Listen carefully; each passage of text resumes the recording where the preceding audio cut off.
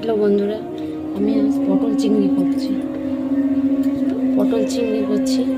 আমি গ্যাসটা জ্বালিয়ে নিয়েছি, কড়াইটা বসিয়েছি। এবার কড়াইটা গরম হয়ে যাওয়ার পরে তেল দিয়ে দিচ্ছি। তেল দেওয়ার পরে চিংড়ি মাছটা ভেজে নেব। চিংড়ি মাছটায় আমি নুন হলুদ মাখিয়ে নিয়েছি, ঠিক আছে। এখন আমি তেলটা গরম হয়ে গেছে, আমি দিয়ে দেবো।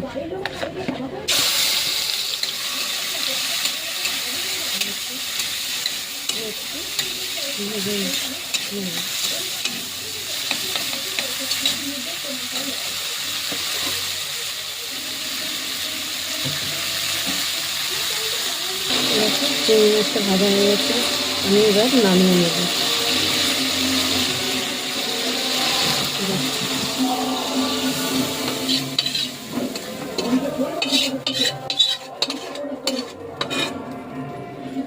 এই কড়াইটা আবার বসিয়ে দিলাম, ঠিক আছে।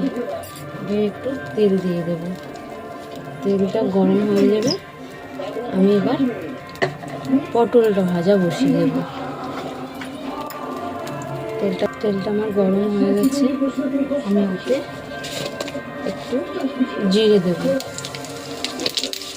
জিরে ফোড়ন দেওয়ার পরে আমার পটলটা রাখা আছে, সেই পটলটা আমি দেব।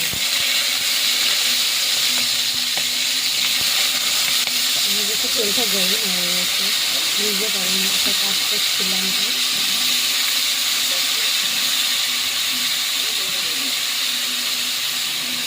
পটলটা দিয়ে একটু নাড়িয়ে দিই, হালকা হাতে একটু নাড়িয়ে দিলাম। এখানে হালকা লবণ দেবো, পটলটা সিদ্ধ হয়ে যায় যেন, ঠিক আছে। তাকে হালকা একটু নাড়িয়ে দেবো, নেড়ে করে একটু ঢাকা দিয়ে ভেজে নেব। ঢাকা দিয়ে দেবো, ঢাকা দেওয়ার পরে একটু ভাজা হয়, দেখুন ঢাকাটা উঠে এরকম ভাজা হয়েছে।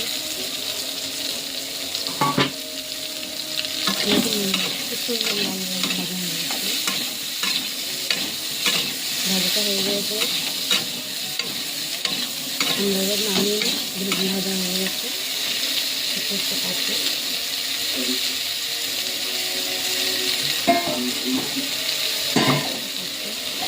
নামিয়ে